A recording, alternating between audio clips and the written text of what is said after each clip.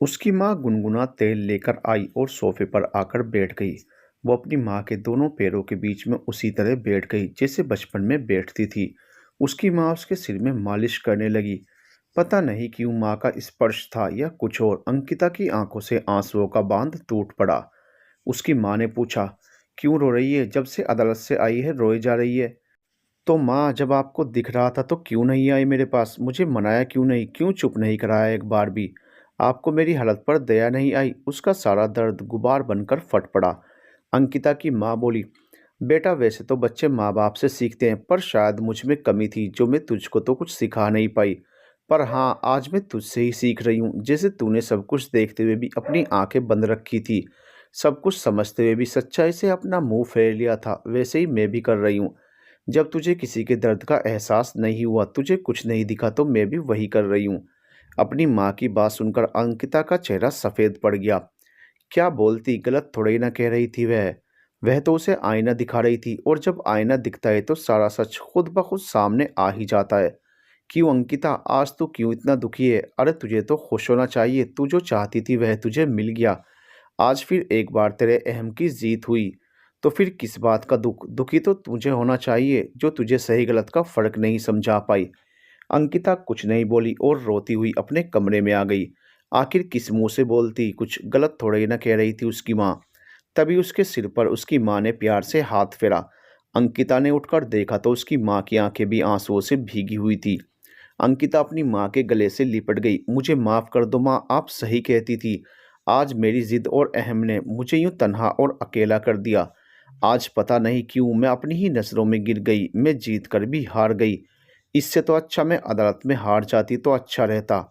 माँ, तुमने मुझे क्यों नहीं रोका? मुझे समझाया क्यों नहीं? और अगर मैं नहीं समझ रही थी तो एक चांटा लगा देती जैसे बचपन में लगाती थी। पर एक बार तो रोकती माँ, और वह अपनी माँ के कंधे पर आंसू बहाती रही। उसकी माँ उसकी पीठ सहलाती रही। वो कुछ नहीं बोली, बस अंकिता को जो बोलना था बोलने दिया। इतने दिन का भरा हुआ गुबार जो निकल रहा था, सच में आज उसे माँ के कंधे पर रोकर बहुत अच्छा लग रहा था।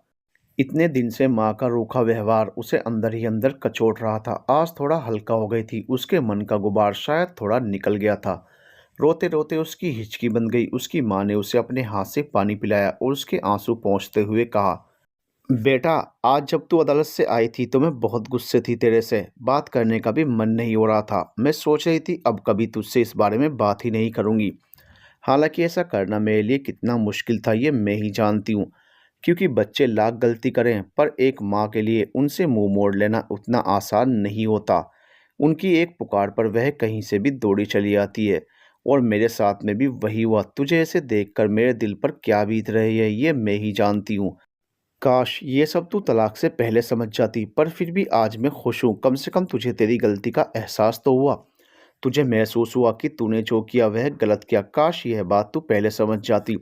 अंकिता रोती हुई बोली, क्या फ़ायदा माँ, अब पछताने से क्या होगा? राजीव तो मेरी ज़िंदगी से अलग हो गया। कैसे जी पाऊंगी मैं उसके बिना? अंकिता की माँ बोली, हाँ बेटा, गलत तो तूने बहुत किया, और तुझे अकल भी तब आई जब हमारे हाथ में कुछ नहीं रहा।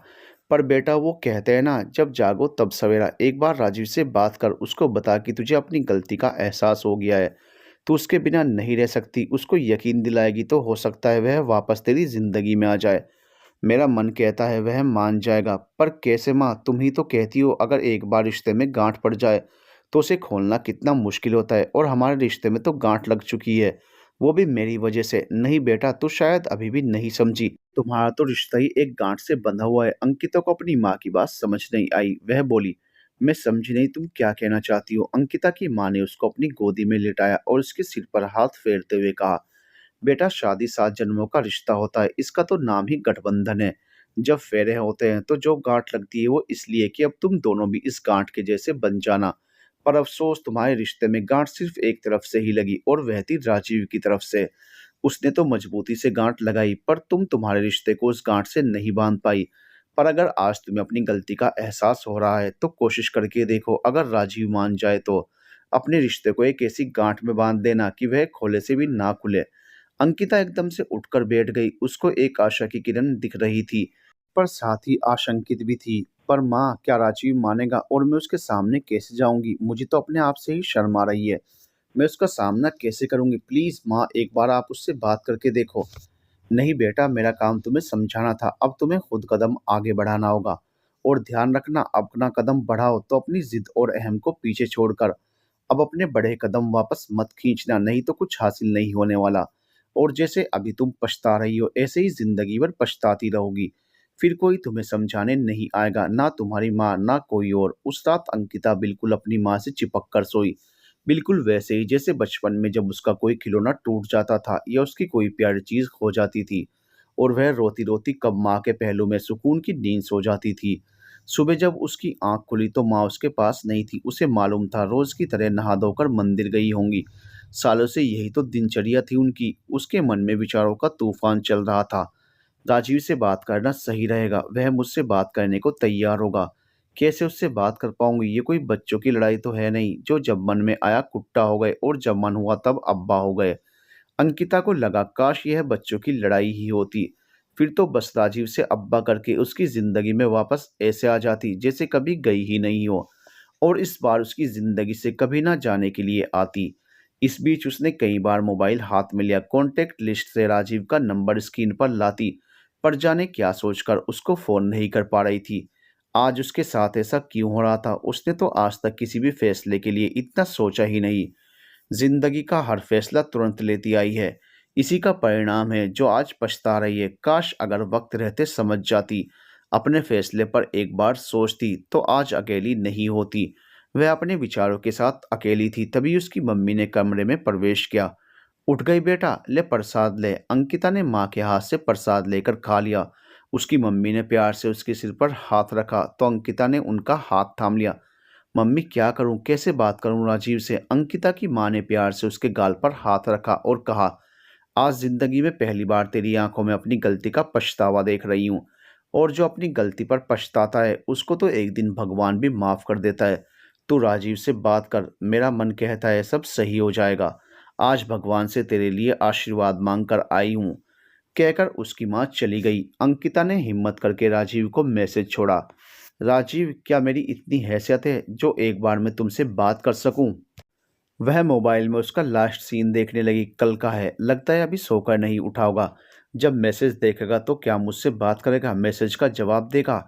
इन्हीं विचारों में डूबी अंकिता फ्रेश होने लगी। इस बीच बार बार उसका ध्यान मोबाइल के मैसेज टोन पर जाता, पर कोई मैसेज नहीं आया। जैसे जैसे समय निकल रहा था अंकिता की बेचैनी बढ़ती जा रही थी।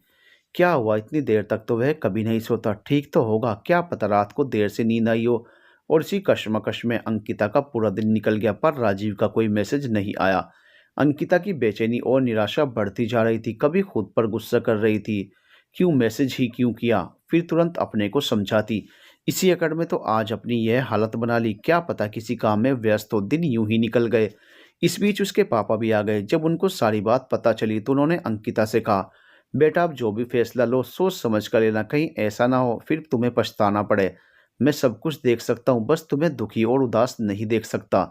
उसने देखा उसके पापा की आंखें भी अपनी बेटी की हालत देखकर नम थी, उदास थी, जो वो उससे छिपाने की नाकाम कोशिश कर रहे थे। अंकिता को लगा उसके गलत फैसले ने कितनों को दुखी कर दिया। जाने क्या सोचकर उसने राजीव के घर पर फोन किया। नौकर ने फोन उठाया। जब राजीव के लिए पूछा तो पता चला वह तो गांव चला गया। उसकी मम्मी की तबीयत बहुत खराब है, दिल का दौरा पड़ा था उनको, पर अब वह पहले से बेहतर है। अगले सप्ताह तक शायद साहब आ जाएं। सुनते ही अंकिता का दिल धक से रह गया। ये क्या हो गया? कहीं मेरी वजह से तो राजीव की माँ की हालत नहीं हुई? राजीव के पापा से बात करूं, पर क्या उनसे बात करना सही होगा? और अंकिता ने राजीव के पापा को फोन किया। उसका दिल जोरों से धड़क रहा था। कैसे बात करूंगी उनसे? तभी उधर से राजीव के पापा की आवाज आई। अंकिता झिझकते हुए बोली, हेलो पापा। राजीव के पापा ने जैसे ही अंकिता की आवाज सुनी वो आश्चर्य में पड़ गए। अंकिता फिर हिम्मत करके बोली, पापा माँ कैसी है अब? ठीक है बेटा, पहले से। शायद कल छुट्टी मिल जाएगी। तुम कैसी हो? ठीक हूँ पापा। पापा राजीव कहाँ है? बहुत डरते डरते उसने पूछा। बेटा राजीव तो उस दिन से माँ की देख रेख में लगा है, ना खाने का होश ना कुछ, बिल्कुल टूट गया है। वो अपनी माँ को ऐसे देखकर, मैं उसको बता दूंगा वो तुमसे बात कर लेगा। अंकिता ने फोन रख दिया। उसके दिल का दर्द कब आंसू बनकर उसके गाल पर लुढ़काया उसको पता ही नहीं चला।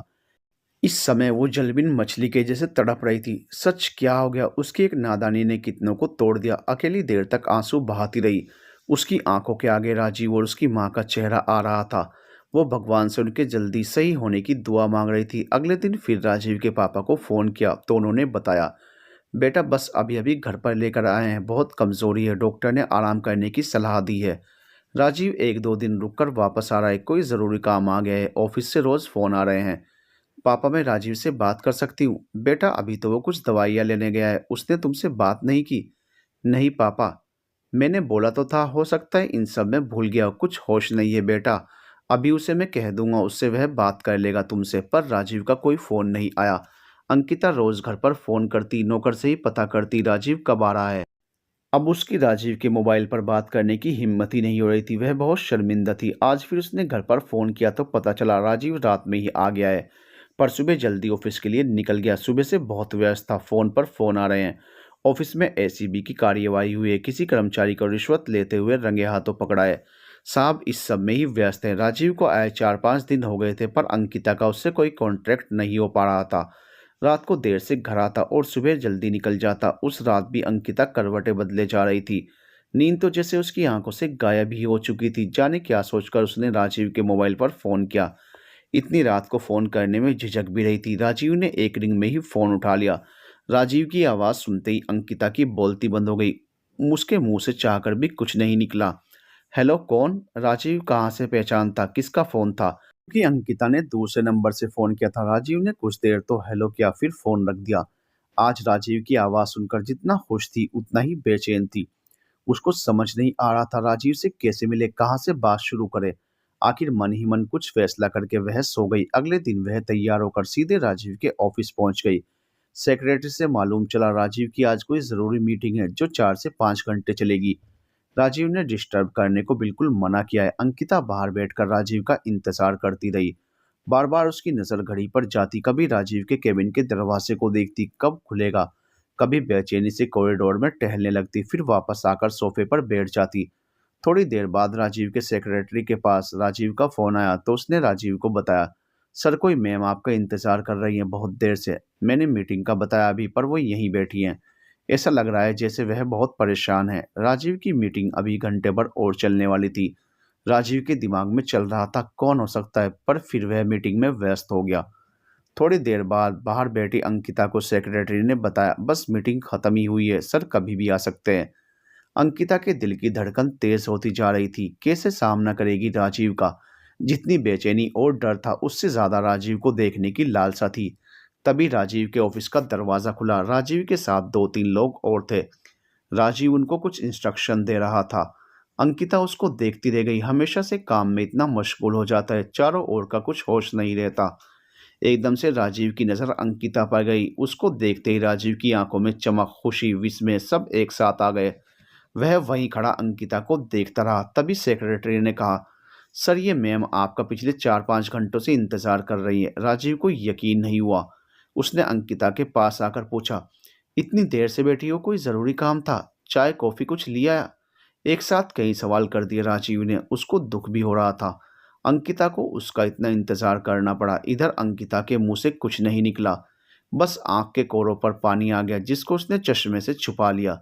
वो नहीं चाहती थी ऑफिस में उसको कोई ऐसे देखे। राजीव अगर व्यस्त नहीं हो तो कहीं बाहर चलकर बात कर सकते हैं। अंकिता ने धीरे से पूछा, बस 1 मिनट में आया। और राजीव ने सेक्रेटरी को कुछ समझाया और अंकिता के पास आकर चलने को बोला। राजीव तेज कदम बढ़ता हुआ आगे निकल गया। अंकिता उसके पीछे पीछे होली। लिफ्ट में दोनों बिल्कुल चुप थे। इतना सन्नाटा कि शायद दोनों एक दूसरे की दिल की धड़कन भी आसानी से सुन लें। अंकिता का मन हो रहा था राजीव के गले से लग जाए। इतना पास होकर भी कितना दूर हो गया। और इसमें केवल अंकिता खुद ही दोषी थी। इधर राजीव कभी अपने मोबाइल में देखने का बहाना करता, कभी अपने नाखूनों को दांतों से चबाने लगता। जब भी बहुत बेचैन होता है तब ऐसे ही नाखून खाता है। कितना गुस्सा करती थी अंकिता, ऐसे नाखून मत खाया करो। मन तो किया अभी भी मना करे, पर किस हक से? ये हक तो कब का खो चुकी थी। इधर राजीव को भी समझ नहीं आ रहा था क्या काम हो सकता है अंकिता को। दोनों के दिमाग में इस समय उथल पुथल मची हुई थी। अंकिता की नासमझी ने आज उन्हें कैसे मोड़ पर लाकर खड़ा कर दिया था। लिफ्ट से निकलकर दोनों गाड़ी की तरफ बढ़ गए। अंकिता की गाड़ी वहीं खड़ी थी। वो राजीव के साथ उसकी गाड़ी में ही बैठ गई। इतना सन्नाटा दोनों के बीच बहुत बेचैन कर रहा था। वैसे भी अजनबियों के बीच सन्नाटा चुभता नहीं, पर परिचितों के बीच सन्नाटा सालता है, कचोटता है। बाहर दिखने वाला वो सन्नाटा अंदर कितना शोर मचाता है, ये तो महसूस करने वाला ही जानता है। इस समय राजीव और अंकिता दोनों को ऐसा ही महसूस हो रहा था।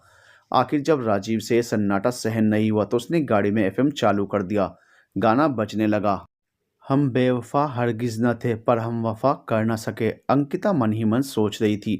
ये क्या इस समय यही गाना न था? ऐसा लग रहा है जैसे वक्त भी मुझ पर हंस रहा हो, मुझ पर आरोप लगा रहा हो। इधर राजीव को भी लगा कि अंकिता गाना सुनकर असहज हो गई। उसने तुरंत गाना बदल दिया। गाड़ी सड़क पर सड़पड़ दौड़ रही थी। अंकिता की नजरें भले गाड़ी से बाहर देख रही थी, पर उसको महसूस हो रहा था जैसे राजीव की नजरें उसके चेहरे पर टिकी हैं। शायद वो उसके भावों को पढ़ने की कोशिश कर रहा है। दोनों कोशिश करते कुछ बोले, कहीं से बात की शुरुआत करें, पर शुरुआत का वह सिरा शायद दोनों के हाथ से कब का छूट गया था। आखिर राजीव ने एक रेस्टोरेंट के आगे गाड़ी के ब्रेक लगाए तो अंकिता बोली, राजीव, क्या हम ऐसी जगह चल सकते हैं जहाँ बहुत भीड़ ना हो, शोर शराबा ना हो, कोई व्यवधान ना हो? राजीव ने बाहर नजर दौड़ाई तो रेस्टोरेंट के आगे काफी गाड़ियां खड़ी थी। यहाँ तो उन्हें वाकई अकेलापन नहीं मिल सकता था। उसने गाड़ी वापस स्टार्ट की और दूसरे रेस्टोरेंट में गई। यहाँ भी भीड़ तो थी, पर यहाँ प्राइवेट केबिन्स बने हुए थे जहाँ प्राइवेसी मिल सकती थी। राजीव और अंकिता रेस्टोरेंट की तरफ बढ़ गए। जो राजीव हमेशा उसके कदम से कदम मिलाता हुआ चलता था, आज उसके साथ भी नहीं चल रहा था। अंकिता को राजीव का यूं आगे चलना अच्छा नहीं लग रहा था, पर क्या करती? आखिर इन सब की वजह वो खुद है। अंदर पहुंचकर राजीव ने मैनेजर से कुछ कहा तो उनको वेटर एक केबिन की तरफ ले गया। काफ़ी अच्छा केबिन बना रखा था। मीटिंग और प्राइवेसी के हिसाब से बिल्कुल उपयुक्त बना हुआ था। दो सोफे और कुर्सियां थी। वो दोनों सोफे पर ना बैठकर आमने सामने कुर्सी पर बैठ गए। वेटर ने राजीव से कहा, सर आप अपना ऑर्डर डिसाइड कर लीजिए, आपकी टेबल के साइड में एक बेल है, कर दीजिएगा, मैं आ जाऊंगा।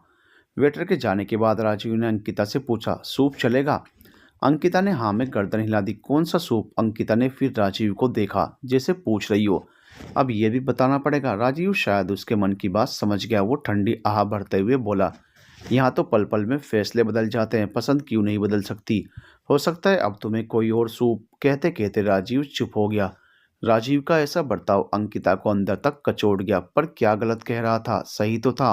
अंकिता ने मुश्किल से अपनी भावनाओं पर नियंत्रण करते हुए स्वीट कॉर्न सूप बोला।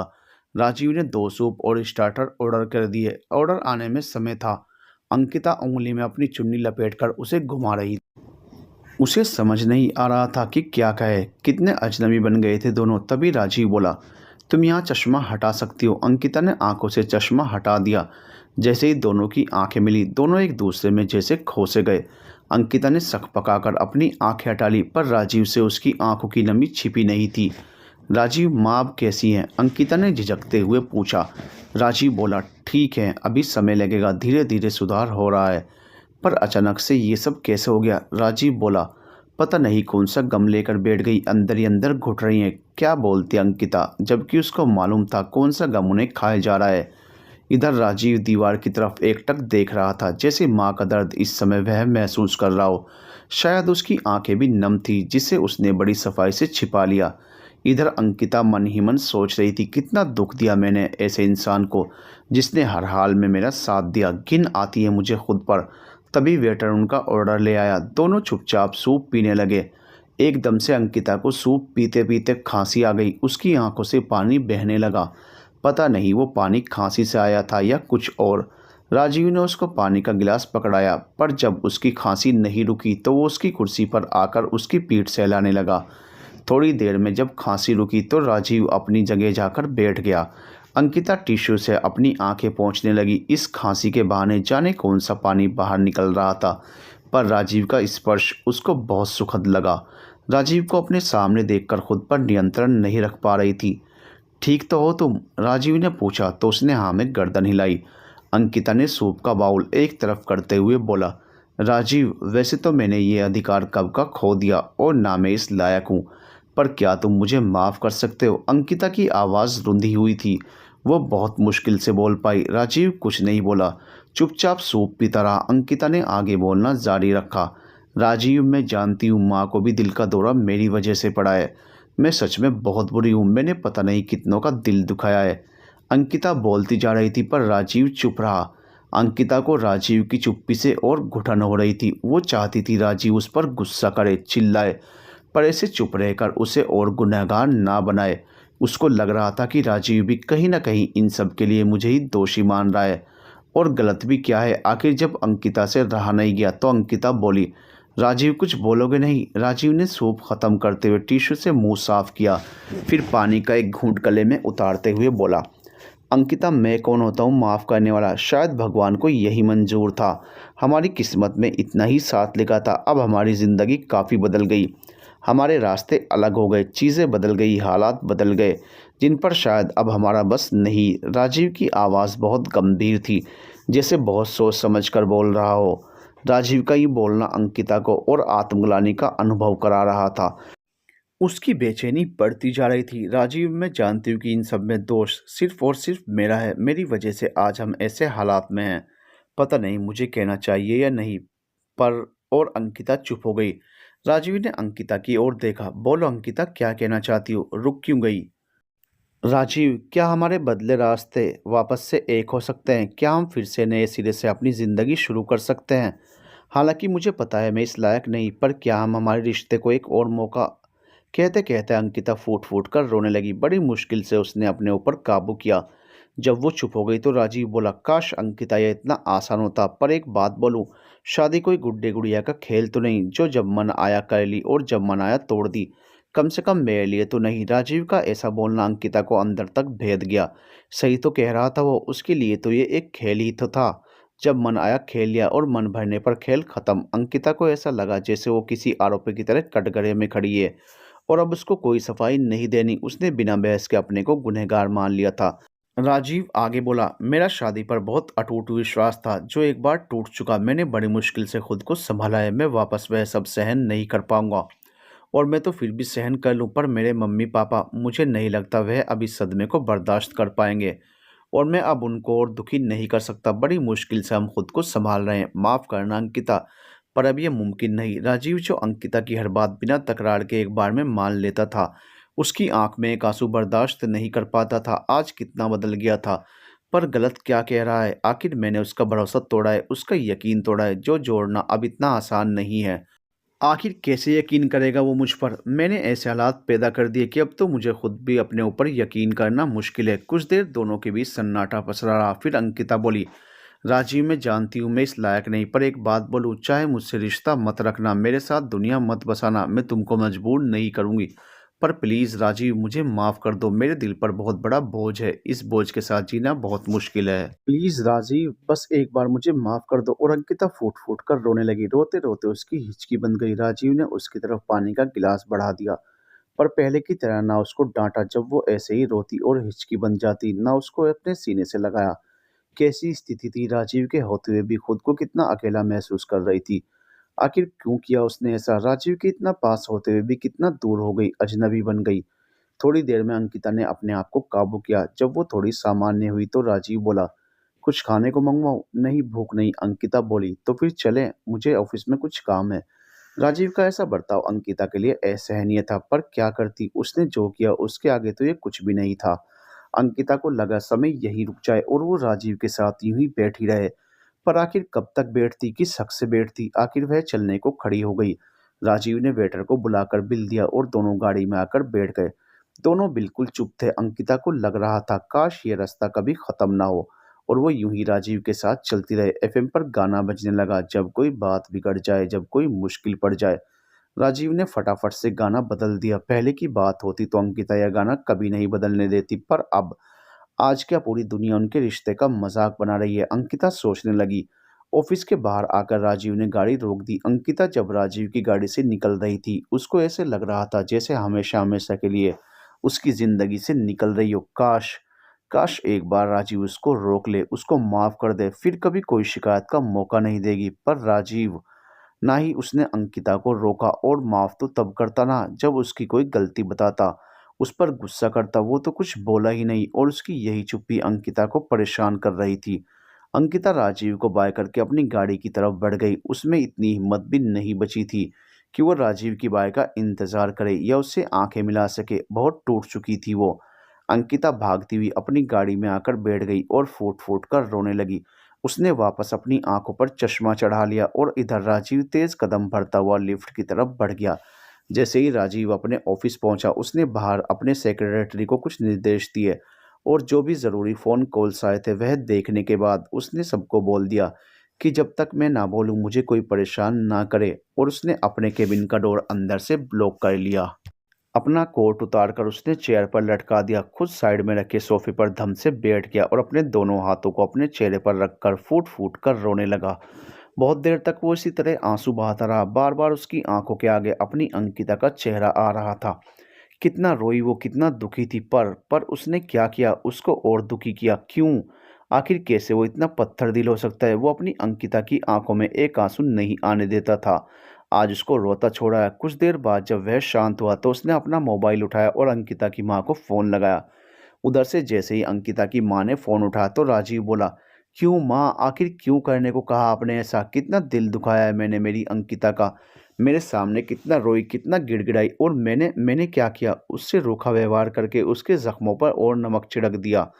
अरे पहले क्या कम दुखी है वो, जो मैंने उसका और दिल दुखाया? मैं अपने आप को कभी माफ़ नहीं कर पाऊँगा। कितनी आशा से आई थी मैं मेरे पास। मैंने देखा था उसकी आँखों का पश्चाताप, उसका अकेलापन, उसका दुःख, जो देखकर भी अनदेखा कर दिया। मन तो हो रहा था कि सब कुछ भूलकर उसको अपनी ज़िंदगी में वापस ले आऊँ। सच बहुत रुलाया मैंने उसको, और राजीव फ़ोन पर ही फूट-फूट कर रोने लगा। उधर से अंकिता की माँ बोली, "सँभालो बेटा, पहले अपने आप को सँभालो, पानी पियो और चुप होकर मेरी बात ध्यान से सुनो। तुम सोच रहे होंगे आखिर मैं कैसी माँ हूँ जो खुद अपनी बेटी को दुखी कर रही हूँ, उसको सज़ा दे रही हूँ। पर बेटा मैं नहीं चाहती कि इस बार जब वो तुम्हारे पास आए तो वापस वही सब दोहराए जो वो पहले कर चुकी है। उसको रिश्तों की कदर करनी होगी, रिश्तों की कीमत समझनी होगी। जब मन आया रिश्ता निभा लिया, और जब मन आया छोड़ दिया। नहीं, अब ऐसा नहीं चलेगा। माना मैं उसकी माँ हूँ, पर तुम भी मेरे बेटे से कम नहीं हो, और मैं तुम जैसे इंसान को दोबारा टूटते नहीं देख सकती। तुम जैसे इंसान की कीमत उसको समझनी होगी। जब मैंने तुमको फ़ोन पर बताया कि अंकिता तुमसे मिलना चाहती है, माफ़ी माँगना चाहती है, वापस तुम्हारी ज़िंदगी में आना चाहती है, तो तुम कितना खुश थे? सच बताऊँ तो माँ होने के नाते मैं भी बहुत खुश थी। मुझे भी लगा कि मेरी बेटी का संसार वापस बच जाएगा। पर पता नहीं क्यों मेरा ज़मीर मुझको अंदर ही अंदर कचोट रहा था। मुझे लगा मैं वापस वही गलती दोहरा रही हूँ जो पहले की थी। अंकिता को वो सब सीख नहीं दे रही जो उसे देनी चाहिए थी। रिश्तों की कदर, उनको सँभालना। अगर वापस उसको सब आसानी से मिल गया, तो हो सकता है फिर वह उनकी कीमत ना समझे, और ना ही इसके पापा समझ पाएँगे। इसके पापा और इसको समझना होगा कि रिश्तों को प्यार से सँभालना होता है, अपनी ही नहीं दूसरे इंसान की भावना भी समझनी होती है। इसलिए बेटा मैंने मेरे दिल पर पत्थर रखकर तुमसे ऐसा करने को कहा। हालाँकि एक माँ के लिए कितना मुश्किल होता है ये मुझसे बेहतर कौन जानेगा, पर बच्चों के अच्छे भविष्य के लिए कभी-कभी माँ-बाप को कठोर फैसले लेने पड़ते हैं। मैंने देखा है उसकी आंखों का पश्चाताप, अपनी गलती का एहसास। पर अब मैं उसके रिश्तों की नींव मजबूत बनाना चाहती हूँ, और उस मजबूत नींव के लिए ही मैंने तुमसे ऐसा करने को कहा था। इसके पापा और इसको अपनी गलती का एहसास कराना ज़रूरी है। तभी अंकिता की माँ धीरे से बोली, बेटा लगता है अंकिता घर पर आ गई, मैं फ़ोन रखती हूँ। पर तुम चिंता मत करो, अंकिता को मैं तुम्हारी ज़िंदगी में वापस लाऊंगी। पर पहले वाली अंकिता नहीं, एक समझदार अंकिता जो रिश्तों की कदर करना सीखे, ज़िंदगी को सिर्फ अपनी शर्तों पर ना जिए, दूसरे की भावना भी समझे। यह मेरा तुमसे वादा है। चलो मैं फ़ोन रखती हूँ, पर तुम अपना ध्यान रखना। इधर फ़ोन रखकर जैसे ही अंकिता की माँ उसके पास जाने लगी, उसने सुना अंकिता बहुत रो रही थी। उसके पापा उससे पूछ रहे थे, बात क्या है बेटा, क्यों तू इतना रो रही है? पर वह कुछ नहीं बोल रही थी। अंकिता की माँ उसके पास आई और उसको पानी पिलाया। क्या हुआ बेटा, तू तो राजीव से मिलने गई थी ना? माँ सब कुछ खत्म हो गया, राजीव ने मुझे माफ नहीं किया। अंकिता रोती हुई बोली, ओ अब समझ आया, तभी तो तू इतना रो रही है। उस राजीव ने एक बार फिर मेरी बेटी का दिल दुखाया। पता नहीं जब से मेरी बेटी की जिंदगी में आया है, तब से मेरी बेटी खुश नहीं रह पाई। मैं आज बात ही करता हूँ उससे, आखिर चाहता क्या है वो? अंकिता के पापा गुस्से से आग बबूला थे। नहीं पापा, आप कुछ नहीं बोलेंगे, अंकिता जोर से चिल्लाई। राजीव की इसमें कोई गलती नहीं, गलती तो मेरी है जो उसकी और उसके प्यार की कदर नहीं कर पाई। आज अगर मैं सही फैसला लेती, उसकी भावनाएं समझती, तो शायद इन आंखों में आंसू नहीं, उसके प्यार की चमक होती। ये सब मेरी ही करनी का फल है, मुझको मेरे पापों की सजा मिल रही है। कहती कहती अंकिता जमीन पर घुटनों के बल बैठ गई और दोनों हाथों से अपने मुंह को छिपा लिया। उसके पापा को कुछ समझ नहीं आ रहा था। उसकी माँ ने अंकिता को ज़मीन से उठाया और उसको अपने साथ सोफे पर बैठाया। मत रो मेरी बेटी, बस रो ली जितना रोना था। आज मैं बहुत खुश हूँ कि मेरी बेटी को अपनी गलती का पूरा एहसास है। और उसकी माँ ने उसके पापा को देखकर कहा, मुझे दुख तो इस बात का है कि आपकी बेटी को अपनी गलती का एहसास है, पश्चाताप है, पर आप अभी भी अपने अहम पर अड़े हो, अभी भी आपको अंकिता की गलती नहीं दिख रही। अरे जिस राजीव को आप दोषी ठहरा रहे हो, अपनी बेटी के दुख की वजह उसको बता रहे हो, कि भी सोचा उस बेचारे ने कितना सहा, कितना अकेला हो गया। आज अंकिता की वजह से उसकी माँ की क्या हालत है। अंकिता ने उससे पूछे बिना इन दोनों के बच्चे को इस दुनिया में आने से पहले ही मार दिया। इतना होने पर भी वह तो तलाक नहीं चाहता था, तलाक तो अंकिता ही चाहती थी। और एक बार फिर इसकी खुशी के लिए, इसको कोई परेशानी ना हो, खुशी खुशी समझौते से तलाक के पेपर पर साइन कर दिए।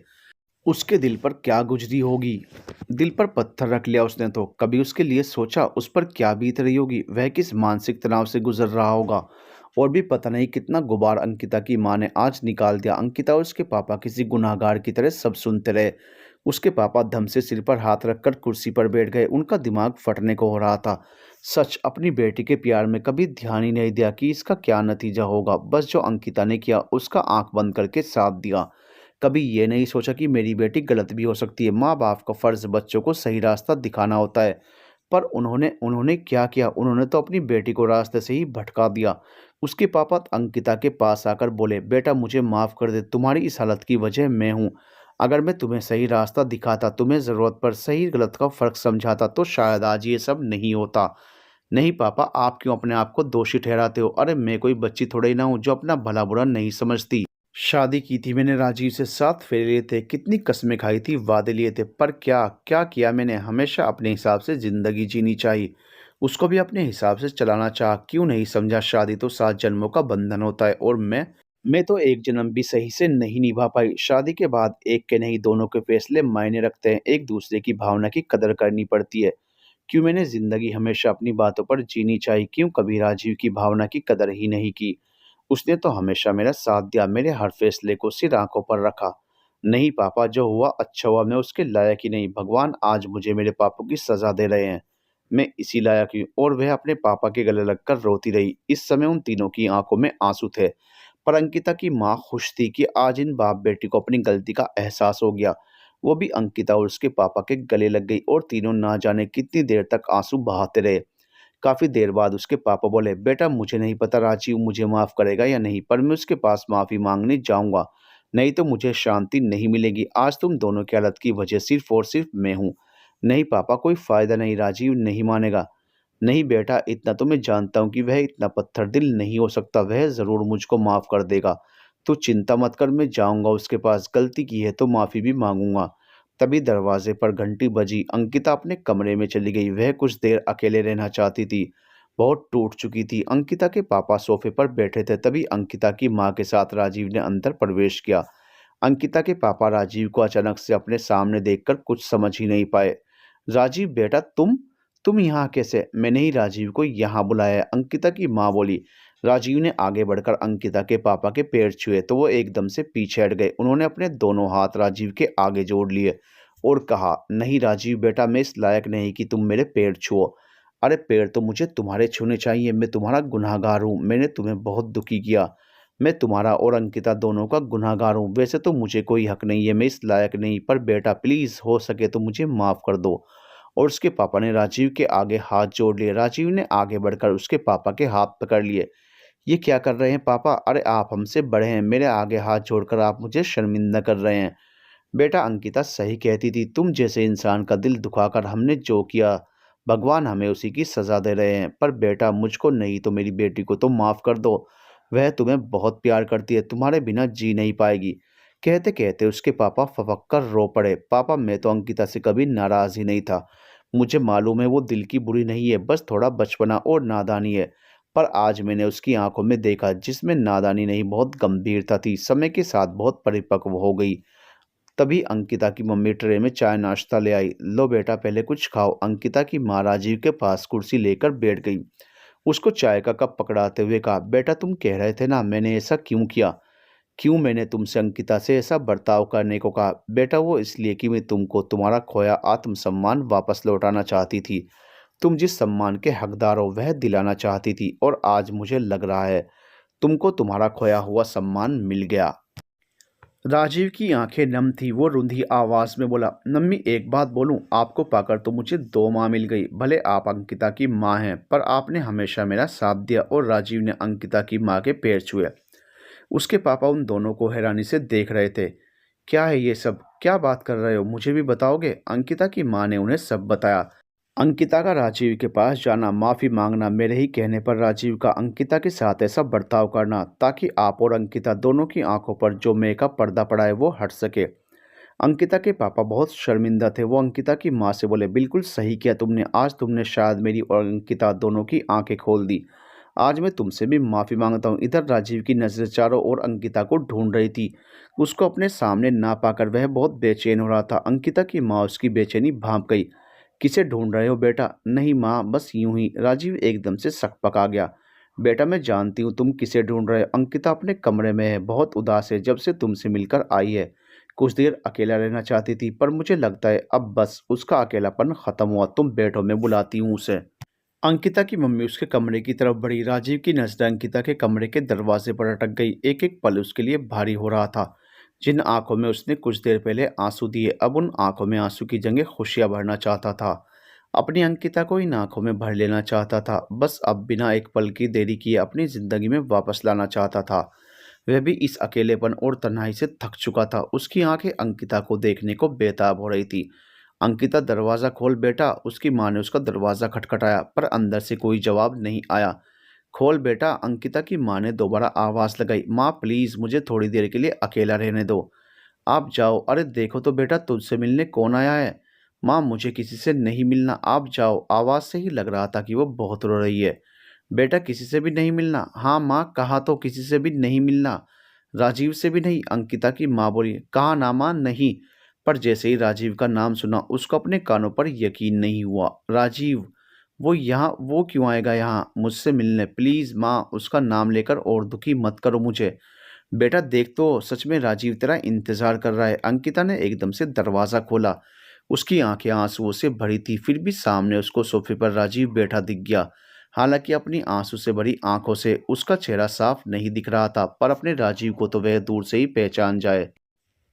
उसके पैर वहीं जम से गए। राजीव ये यहाँ कैसे? उसको कुछ समझ नहीं आ रहा था। उसकी माँ ने उसकी मनोस्थिति छिप नहीं पाई। वो बोली, बेटा तुम सोच रही होंगी ना, राजीव यहाँ कैसे? अभी कुछ देर पहले तो तुम दोनों मिले थे। अंकिता ने अपनी माँ को अचरज भरी नज़रों से देखा। उसके बाद अंकिता की माँ ने अंकिता को वो सब बताया जो उनके कहने पर राजीव ने उसके साथ किया था।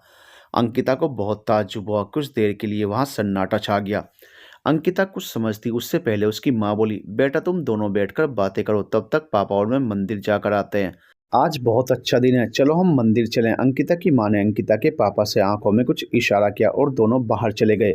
बेटा दरवाज़ा लॉक कर लेना। अंकिता को यकीन नहीं हो रहा था राजीव उसके सामने बैठा। उसके मम्मी पापा मंदिर चले गए। अंकिता ने दरवाजे की कुंडी लगाई। उसका मुंह दरवाजे की तरफ ही था। उसको समझ नहीं आ रहा था राजीव से क्या बात करे, कैसे उसका सामना करे। अभी कुछ देर पहले ही तो उससे मिलकर आई थी। उसके दिमाग में यही सब उथल पुथल चल रही थी। तभी उसके कानों में आवाज़ आई, अब क्या वहीं खड़ी रहोगी? अभी भी मुझसे गुस्सा हो? राजीव बिल्कुल उसके पीछे खड़ा था। अपने इतना पास राजीव को महसूस कर उसका अपनी सांसों पर नियंत्रण नहीं रहा। उसका दिल जोरों से धड़कने लगा। मैं पानी लेकर आती हूँ। और अंकिता डाइनिंग चेयर की ओर बढ़ गई। राजीव ने अंकिता का हाथ पकड़ लिया। नहीं, मुझे नहीं पीना पानी, तुम आओ इधर बैठो। और राजीव ने उसका हाथ पकड़कर उसे सोफे पर बैठाया। राजीव का उसका हाथ पकड़ना, उसका स्पर्श उसके तन बदन को रोमांचित कर गया। वह कुछ बोल पाती उससे पहले ही राजीव बोला, अंकिता मुझे माफ़ कर दो। मैंने आज तुम्हारा बहुत दिल दुखाया। तुम मेरे सामने कितना रोई और मैंने तुम्हारे आंसुओं को अनदेखा कर दिया।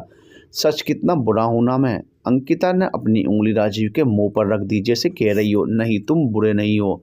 राजीव ने अंकिता की उंगली अपने हाथ में ली और उसका हाथ कसकर पकड़ लिया। अंकिता को इतना सुकून मिला जैसे बरसों बाद तपते रेगिस्तान में बारिश की बूंदें गिरी हों। अंकिता मुझे माफ कर दो, सच में तुम्हारा दिल दुखाना नहीं चाहता था। अरे मैं तो सोच भी नहीं सकता तुम्हें दुखी करूं। तुम मेरे लिए कभी गलत नहीं थी। हाँ थोड़ी नासमझ और थोड़ी नादान थी, पर मैंने भी तो तुम्हारी इसी नादानी से ही प्यार किया था। अंकिता का हाथ अभी भी राजीव के हाथों में ही था। उसके हाथों की गर्मी अंकिता को महसूस हो रही थी। लग रहा था राजीव उसका हाथ बस यूं ही पकड़े रहे, कभी ना छोड़े। राजीव ने अंकिता को वो बातें बताई जो उसकी माँ और उसके बीच हुई थी। अंकिता चुप थी, कुछ नहीं बोली। अब क्या खामोश रहकर मुझे और सजा दोगी? कुछ बोलोगी नहीं? तुम्हारी आवाज़ सुनने को कान तरस गए। अंकिता की नजरें झुकी हुई थी। तभी राजीव के हाथ पर कुछ बूंदें गिरी। अंकिता की आंखों से आंसू मोती की तरह गिर रहे थे। राजीव ने उन आंसुओं को अपनी उंगली से उठाया और अंकिता से कहा, बस अंकिता, अब और नहीं, अब मुझे इन आंखों में आंसू नहीं दिखने चाहिए। जितना रोना था तुम रो ली। राजीव बड़ी मुश्किल से अंकिता बोली, उसकी आवाज़ दबदबाई हुई थी। बोलो ना अंकिता, क्या कहना चाहती हो? अंकिता से बोला नहीं गया। राजीव ने डाइनिंग टेबल पर रखे जग से पानी का एक गिलास लिया और अंकिता के पास लेकर आया। लो पहले पानी पियो और बिल्कुल चुप हो जाओ। नहीं राजीव, मुझे नहीं पीना, मैंने कहा ना, 2 घूंट पी लो। राजीव की आवाज़ में अधिकार था। अंकिता ना नहीं कह पाई। इस अधिकार को पाने को तो तरस गई थी। 2 घूंट उसने मुश्किल से गले में उतारे। राजीव ने गिलास टेबल पर रख दिया और अपनी जेब से रुमाल निकालकर अंकिता का मुंह पोंछा। अंकिता ने राजीव का हाथ पकड़ लिया। राजीव, क्या सब कुछ भूलकर हम एक नई शुरुआत कर सकते हैं? अंकिता की नजरें नीची थी। राजीव ने अपने हाथ से उसका चेहरा ऊपर उठाया, फिर बोला, क्या मुझसे नजरें नहीं मिलाओगी? एक बार मेरी तरफ देखो। अंकिता की नजरें राजीव से टकराई, पर पता नहीं क्यों ज़्यादा देर तक राजीव से नज़रें नहीं मिला पाई। उसने अपनी नज़रें झुका ली। राजीव ने दोनों हाथों से उसका चेहरा अपने हाथ में लिया, फिर बोला, अंकिता, मैं तो तरस गया, एक पल भी अब तुमसे दूर नहीं रह पा रहा हूँ। तुमसे अलग रहकर बस जिंदा हूँ। बस अब जल्दी से मेरी ज़िंदगी में आ जाओ। पता नहीं क्यों, पर अंकिता राजीव से नज़रें नहीं मिला पा रही थी। उसने शर्माकर अपना मुंह राजीव के सीने में छिपा लिया। राजीव की उंगलियां अंकिता के बालों में उलझ गई। अंकिता कसकर राजीव के सीने से लग गई। सच में कितना सुरक्षित महसूस कर रही थी इस समय। अपने आंसुओं से उसने राजीव की पूरी कमीज भिगो दी। राजीव ने अंकिता को अपने सीने से हटाया। बस अंकिता, कितना रोगी, अब और नहीं। और कितनी बार मना किया, इतना मत रोया करो। लो आ गई ना फिर से हिचकी, लो पानी पी लो। उसने अपने हाथ से अंकिता के मुंह पर आए बाल पीछे किए, फिर बोला, आगे से ध्यान रखना, मुझे इसलिए तुम्हारा रोना पसंद नहीं। इतनी हिचकी बन गई। चलो अब बिल्कुल चुप। राजीव, क्या तुमने सच में माफ कर दिया? हम वापस एक हो जाएंगे। अंकिता, मैंने कहा ना, मैं तुमसे नाराज नहीं हूँ। हम अलग जरूर थे पर मन से एक थे। राजीव ने प्यार से अंकिता के माथे को चूम लिया। अंकिता राजीव के सीने से लगी रही। पता नहीं कितनी देर तक दोनों खामोश से बैठे रहे। इस समय दोनों बस एक दूसरे को महसूस कर रहे थे। बहुत देर बाद अंकिता बोली, राजीव, एक बात बोलूं? बोलो ना, पर वादा करो, मेरी बात माननी पड़ेगी। राजीव ने वादा तो किया, पर थोड़ा घबराया हुआ था कि अब अंकिता क्या बोलेगी। राजीव की शक्ल देखकर अंकिता के चेहरे पर हंसी आ गई और बोली, अरे बुद्धू, डरो मत, अब मेरी शर्त तुम्हारा दिल दुखाने को नहीं होगी। अंकिता के चेहरे पर पश्चाताप साफ दिख रहा था। थोड़ा संभलने के बाद बोली, मेरी पहली शर्त यह है कि इस बार हम शादी के बाद घूमने दार्जिलिंग जाएंगे, जहां तुम जाना चाहते थे। और दूसरी, राजीव बोला, दूसरी ये कि अब हम कोई फैमिली प्लानिंग नहीं करेंगे। बस अब मुझे हमारा बच्चा चाहिए। और अंकिता ने शर्म से नजरें झुका ली। राजीव के चेहरे पर शरारत और सुकून था। मैडम, मुझे आपकी दोनों शर्तें मंजूर हैं। मैंने अपने आप को आपके सुपुर्द किया और अंकिता के सामने घुटनों के बल बैठ गया। राजीव की इस अदा पर अंकिता खिलखिलाकर हंस पड़ी। राजीव अंकिता को यूं हंसते देख बहुत खुश हुआ। कितने दिनों बाद आज उसके चेहरे पर हंसी देखी थी। पर अंकिता, पर क्या राजीव? अंकिता घबरा सी गई। अभी कम से कम हमको 1 महीने इंतजार करना होगा। ऐसा क्यों राजीव? अंकिता का चेहरा घबराया हुआ था। अंकिता, हम कोर्ट मैरिज के लिए आवेदन देंगे, उसमें 1 महीना लगता है। इतने दिन तुम्हारे बिना मुश्किल है, पर तुम्हारा साथ है तो ये समय भी निकल जाएगा। अंकिता इस समय राजीव के बिल्कुल पास थी। राजीव अपने होठों को अंकिता के होठों के पास लाने लगा। अंकिता ने उन दोनों के होठों के बीच में उंगली रख दी। राजीव, ये सब शादी के बाद। और अंकिता भागकर दूर चली गई। राजीव उसकी इस अदा पर पागल सा हो गया। वह अंकिता के पास आ ही रहा था, तभी दरवाजे की घंटी बजी। शायद मम्मी पापा मंदिर से आ गए थे। अंकिता दरवाजा खोलने के लिए दरवाजे की तरफ बढ़ गई। राजीव को ऐसा लग रहा था अंकिता दरवाजे की तरफ नहीं, उसकी जिंदगी की तरफ बढ़ रही थी। और फिर 2 महीने के बाद अंकिता और राजीव ने दोबारा से शादी की और इस बार अपने सेकंड हनीमून पर दार्जिलिंग घूमने के लिए गए और हमेशा हमेशा के लिए प्यार के बंधन में बंध गए।